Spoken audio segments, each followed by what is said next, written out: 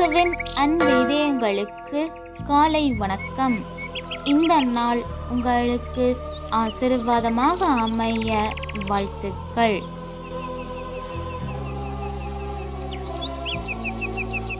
இப்புதிய நாளுக்கான ஆசீர்வாத இறைவசனம் யாக்கோபு அதிகாரம் 1 இறை வார்த்தை 12.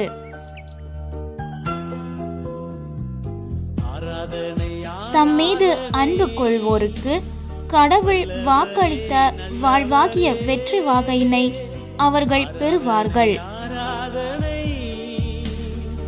அற்புதமே அதிசயமே